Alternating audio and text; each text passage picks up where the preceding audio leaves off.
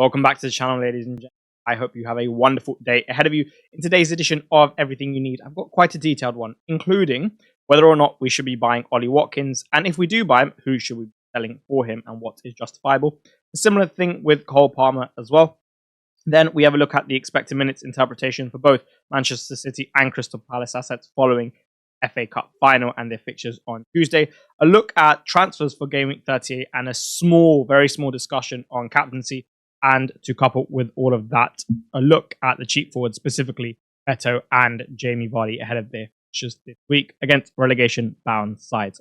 If that all sounds good, then do drop a like on the video. And equally, if you have not already, whether you're an older viewer of the channel or a newer viewer, and I'm not talking about in terms of age, or rather how long you've been watching, then do subscribe. But without anything else needing to be said, let's hop into it. Let's start with what could be the biggest decision of the gaming, and that is whether or not to buy Ollie Watkins. With already over 200,000 transfers in, I assume by the time we get to the deadline, we'll be looking around 500,000, if not potentially more, because I imagine there are so many people waiting to transfer this man in. On the most part, do I think you should transfer him in? Yes. I think against a Spurs side and a Manchester United side that not only have more than an eye on the Europa League final, and that's where their focus is, but also they looked poor on the weekend, even following their semi-final wins. You know, maybe you think that momentum carries them through, but it really didn't, and they've been poor for a while. Also, stylistically, the Spurs fixture is one that suits Villa. I mean, his particular threat on transition, his movement is so good, and I can imagine him using that and leveraging that to exploit the conditions that Spurs centre-backs are put in by the system they play. So, for those reasons, in this game, I really like him. In terms of the two games overall, it's quite difficult to see Villa not scoring at least a couple goals across the two games. So, I'd say overall, it's a high floor prospect at worst, if not a high ceiling prospect as well. Medium floor maybe at worst, but I think the floor is certainly healthy, right? And when you're bringing someone in, I think that's a lovely bit of security to have. The second thing is he got 90 minutes against Bournemouth, and they got a red card in that game. So when you get a red card and someone's, let's say, potentially tired, you want to take them off because you really need fresh legs at that point. The fact that he stays on for that entire time, I think is certainly very promising. And it's the first time he's had 90 minutes since Game Week 28. So maybe he was just building up some fitness and he's just peaking at the right time when Villa really need him to get over the line as well, right? So for all of those reasons, which I'd say are fairly standard, he looks like a good buy. And there's not too much to suggest against it. I mean, he's going to start both games. Two defenses that aren't exactly in the best of form. High ceiling for sure, or at least a medium ceiling and a medium floor. You can't ask for too much more, and captaincy material for many in 37. So I would say, on the most part, yes. But who do you sell? And that's the big question. And he is. I think we'll start with the guy at the bottom, Mateta. I think it's very much preferable. Reduce expected minutes, whether that be for Nketiah coming on for him, or even if he doesn't start against Wolves. I mean, they don't really have anything to play for anymore in the league. We'll see how they respond from their FA Cup final, either win or defeat. Maybe they'll all be drinking after that final, and therefore, it'll be a good game just to give Nketiah minutes because Mateta's not 100% up to it. Regardless, I don't think he sees past 70 in this game. He doesn't have penalties anymore. He appears to be out of form / things aren't really going for him. So, for example, you look at the Spurs games, how many times could he have returned? You look at the game previously against Forest, well, didn't look sharp in many, many, many moments, right? His finish in the second, or his attempted finish in the second half didn't have too much conviction. Just moments like that where I don't think he's looked as sharp as he did previously in the season. It's not as convincing. But for me, if you have that route, then absolutely take it. But the big one that I think a lot of people will be looking at if they don't own him is Alexander Isak. And this is a tough call, right? I say the realistic ceiling at the Emirates is 9 points because whilst he could score a hat-trick, it's just unlikely that someone goes to the Emirates, given how good of a defense Arsenal are, and scores a brace, right? I'm not sure if anyone's done that this season, but if so, it's barely anyone, right? So I would say the realistic ceiling is at 9 points, get a goal, and then 3 bonus to couple. Again, he can score more, but that's not the point here. One of the best defenses in the league, and also it becomes a game which, whilst it probably shouldn't have been a long time ago, this now becomes an important game because this really is the battle for second place, right? Newcastle win, and all of a sudden it's in their hands. Arsenal definitely wouldn't want that. They can just wrap it up, essentially, by winning this game. So I don't think you'll see Arsenal on the beach just because Champions League qualification is basically wrapped up. I think you will see them go out this full throttle. The only thing is there's no Mikel Merino, which I don't think is great for them. But then again, Declan Rice is back, so that's a pretty big deal. I caught up with the Arsenal-Liverpool game, and I was actually quite impressed considering the circumstances in which they had to play this game. I thought they were pretty decent. That's that. He hasn't looked sharp, however, lately, mainly due to the injury, you have to imagine, right? He's having surgery at the end of the season. So pretty much put it all down to that. But on the contrary, Everton at home, I think on the last day without James Tarkowski is actually quite good. They still have everything to play for, irrespective of the result on Saturday. So he's going to play, I think, a good 90. He'll probably play 90 minutes against Everton, and he'll probably just play through the pain as he has been doing for a while. So it becomes a very, very, very difficult decision. I think this is more of a subjective one. What I do think you get with Ollie Watkins in comparison to other maybe forward type of transfers is you do get a high floor. So like the risk of Isak doing really well is minimized by the fact that Watkins will at least put up something. I think over these 2 games, he'll put up something. So I'm okay with the move as things stand. I don't think it's the greatest move of all time, but I'm okay with the move. And I don't think it's necessarily a bad one. Do I think selling someone like Mohammed should be a bad one? No, not bad, but I just don't love it, for example. Whereas I can get on board with this Isak one, and I can see it working. Because there's no reason that, like, even if Newcastle score the Emirates, it's not necessarily him who's going to be involved. You take away the penalty against Brighton, and he really hasn't had much as of late. And then it's just one game left, right? And you could see Watkins at Old Trafford in a must-win game doing pretty well as well in comparison to Isak. Maybe optimal is to have both, but maybe he's just really struggling with this injury. Arsenal away is tough than against Everton for whatever reason he blanks and get away with it. There are 2 options that we will discuss in the cheap forward category, and they are Beto and Jamie Vardy, primarily resultant of their appeal through their fixtures as opposed to their form or their team and anything else. We'll start with Beto. And like I say in the introduction to the slide, the appeal is somewhat obvious given the fixture, right? It is Southampton at home. And I think the fact that he scored last week also helps people's confidence, at least in bringing him in. Now, I would say that he didn't have too much in the game, if anything at all. And Leno really should have saved his goal, but he still scores, right? And it's going your way, it's going your way. Whilst I'm not expecting Southampton to turn up and for it to be a Maldini, Nesta, Yapstam type of defensive performance, I do think that their clean sheet last week certainly wouldn't have harmed any potential chance of it. And whilst I don't think they keep a clean sheet, I don't think Everton necessarily just rock up and slap them for 6, even with it being celebration day, as it's their last game at Goodison Park for the men's side, at least. The other thing is, look at his expected minutes, aside from Fulham, they're not that great. And when it's such a celebratory day, there's nothing on the line.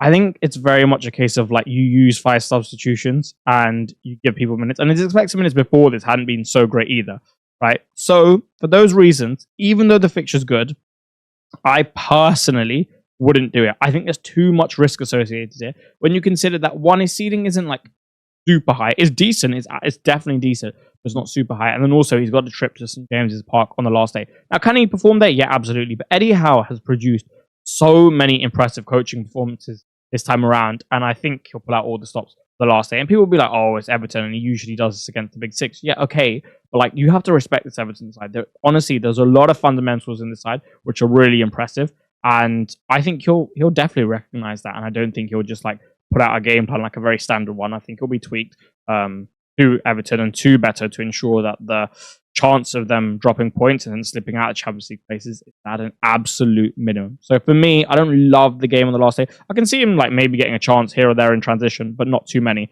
And I think it'll be a bit of a scarce chances for him on the last day. So with the expected minutes against Southampton, and with Southampton coming off that draw, I personally wouldn't. Like, I get the appeal, right? Like, I really do. Right? Obvious. The second thing is Jamie Vardy. I actually don't mind the fixture against Bournemouth away in 38. I think we've spoken quite a few times about how strikers against Bournemouth are a particularly decent matchup, and it kind of continued as a trend throughout the season. Maybe it's calmed down a little bit as of late, but like it's still been there. He's obviously got a good fixture this game week. It's his goodbye game at the King Power. He's been returning a decent amount recently. I think you just have to ask yourself, how efficient of an FT is it? And to be honest, if you're okay with the game in 38, like I am, then efficiency-wise, it should be okay. Are you also okay with the guy you're selling? Because let's just say it's not Mateza, because maybe you're selling him for Watkins. It's someone else. Are you okay losing a better player, I would say, probably than you're going to get for Jamie Vardy? Like, are you okay with that? Mainly because you are probably just losing like Mom, right, in that case. And then also, how do you see a ceiling? Because given there are so many limited opportunities left, I think you do want to be maximizing your ceiling in many cases over these 2 game weeks, right? And as such, they have to have high ceilings in the immediate term, right? As opposed to just like having good floors for medium like length of fixtures, and then you can kind of profit in that way. So how do you see that? And if you see all of those as good, then honestly, I don't mind it. I can see the upside to it, and I wouldn't be surprised to see him do quite well. By Cole Palmer, well, that's the question for this section, and it's not an easy one. It's certainly not an easy one. There are a lot of variables that kind of counteract each other. And then aside from that, you've also got to look at your own team structure and how viable a transfer like this actually is. It's a unique opportunity, however, because he's probably going to be under 10% EO, right? Which is basically non-existent. And it's at home. It's a must-win game. He's one of the best players in the league. He has one of the highest ceilings in the league, as he's shown many a time. And he's playing the team that is 17th with an eye or 2 on the Europa League final. And he will also provide you with a huge differential for captaincy. So there is a certain level of appeal. On the flip side, how does he do without Jackson? Because in general, I think Jackson's presence has certainly benefited him this season. How does Chelsea do without Jackson, especially not having like a like-for-like replacement? And then how does he interact with the United system within his role? I think on the first one and first 2, we've kind of answered, or first one at least, we've answered, right? I think without Jackson, it's harder. It's not impossible. I do think it's harder, though. How do we do without Jackson? Well, whilst we don't have a like-for-like replacement, I would personally like to just see Tyreek George to get the nod from the start up front and see what he can do. But I imagine he uses maybe like a Pedro Neto false 9, and then things go from there. Do I think that's great? No. I think you want some sort of a physical presence to occupy that back 3 and at least stretch them at times, not just laterally, but also vertically as well. And Jackson would have done that a lot more. That's why I'm kind of hoping Tyreek George starts, because I think he can do that, and therefore, like pockets that come available, Palmer can certainly pick up, and you can see him getting the ball between the lines and then hurting Manchester United from there. It's a bit of a difficult game to call, but what I'm going to lean on is the fact that we are a better team than Manchester United. It is a must-win game. They're in really poor form at the moment. So I wouldn't be surprised to see him do quite well. And I think the other thing is, it's such a interesting opportunity with asymmetric upside. How often are you going to be able to get like Cole Palmer at this ownership with this ceiling against Manchester United, like the ceiling associated with the picture of Manchester United at this ownership? I just think it's so rare. So for me, well, there's other like midfielders who could potentially blank as well. It's not in the category stacked with like so many good options where you will absolutely definitely be punished if he blanks. I actually think it's okay, and I quite like it. The main thing you'll have to consider is who would you sell there for if you share the same perspective that you like it. And it's probably going to be Salah in many of your cases. And this is a contrasting one because on one hand, I think stylistically it could be a good game for them. And he's obviously Mohammed Salah, right? And that's the main thing. But they're quite literally on the beach in Dubai. And Adam Webster being back is a big deal for me because he's been good this season. Ask most Brighton fans, they'll tell you the same. So him being back is a big deal for me. Big game Brighton, as we've spoken about. And yeah, that's mainly the points. Big game Brighton, fact that Adam Webster's back, Liverpool on the beach, and yeah, he's Salah, but he's looked a little bit off it compared to maybe previous standards earlier in the season, or at least maybe it just hasn't been going his way and getting the rubber of the green in comparison to earlier in the season. So I don't mind it. I think like the ceiling isn't probably as high as it used to be in earlier parts of the season for Salah. Same with the floor. And if you have an easier route, then yeah, I would take it. I think it's just such a high upside opportunity that I personally would indulge, even if it's just for 1 week and then you ship. Is that the most efficient use of transfers? No, but it could potentially be paid off if the game against United goes well. I just don't really see us not creating some chances in some capacity, given it's a must-win game. And for the most part, we've actually been okay as of late. So what will the expected minutes be like for Manchester City and Crystal Palace assets following their FA Cup final? Well, it is a must-win game for Manchester City, must draw at a bare minimum, and a loss would be catastrophic. So I think they go full strength, right? Whatever Pep deems that to be, whether he still thinks it's no wingers, using fullbacks to provide the width, and then have your interiors inside, and just use a number of them in like Foden and Maxey like he did against Southampton, then okay, if it's that. Or if it's going back to something he used early in the season where he uses Marmoush as a second striker, and Haaland to partner him, and then maybe uses some with not just from the fullback. Yeah, we could see that as well. So I think in terms of expectations for Marmoush, you're fine. Even if he plays 120 against Bournemouth against Palace, and penalties, I still expect him to start on Tuesday if Pep has him in the best 11. And I really do think he is, right? And De Bruyne, whether he's in their best 11 or not, is something that's up for debate. But given it's his last home game, and the fact that he's just got so much quality, I do personally think that like Pep will start him and all three of the guys will start. And as such, I wouldn't really be worrying too much for the expected minutes, just because it is a must-win game. And a 3-day gap is still a 3-day gap, but it's not like they're traveling abroad either. Glasner's spoken about how if the starting 11 is fit, then he'll play them. He's not going to rest them for the sake of it. Both games are in London. And whilst there's not too much for them to play for against Wolves, I think given it's their last home game of the season, it'll be quite a nice send-off to actually win, especially if they win the Cup as well. So for me, I expect Eze, Salah, Munoz, main FPL guys, all to start with their like physical conditioning. There's no real replacement for Salah profile-wise, neither Munoz and neither Eze, to be honest. So I think they could all start. Mateta, I'm not as convinced about anywhere close because Nketiah exists, and given the price tag they paid for him, they'll definitely want to start getting more change out of him. So maybe Nketiah starts, but for Salah, Munoz and Eze, I personally think you'll be okay.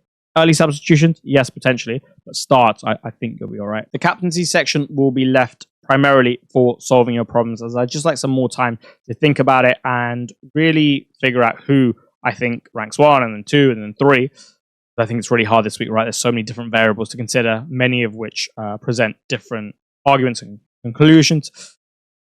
I do think Cole Palmer is a unique opportunity, though. Like, with that ceiling, with that floor, especially against the most popular captain, who will probably be a forward, so he just starts in front naturally. In terms of the ceiling and the floor, that's really, really helpful for myself, and the fact that it's such a low EO option. I'm certainly considering it. I also quite like Brian Mbeumo. I think he's going a bit under the radar as an option. Fulham, maybe not on the beach, but I personally don't think they've got a real shot at getting that Europa League spot now, given how the table is structured. Last probably home game ever for Brian Mbeumo at Brentford. Such a high ceiling asset. Brentford have so many goals in them. So for all of those reasons, I think he could be a good option. And then finally, transfers for Game Week 38 is something I spoke about, and how it may be optimal to save for 38 as opposed to using them in 37, given the nature of 38 being goals, goals, and goals. However, I'm not sure quite how realistic this fantasy really is, because there are opportunities in the week in the form of Ollie, Watkins and others. And as such, I do think it may just be optimal to pull the trigger this week and bring their assets in. And then in 38, we walk into it with 1. And if we need to take a hit for one particular opportunity, well, at least that hit is more likely to be repaid, just given the ceilings kind of extend for a lot of players in that game week. But mainly, I would say don't become attached to the idea of using it in 38 for the opportunity there. If there's an opportunity now, then we can just take it. And that is all she wrote for this one, ladies and gentlemen. I certainly hope you enjoyed. And if you did, do drop a like on the video. It should be a very interesting game week, and there are so many close calls to make, so I'm looking forward to seeing how it pans out.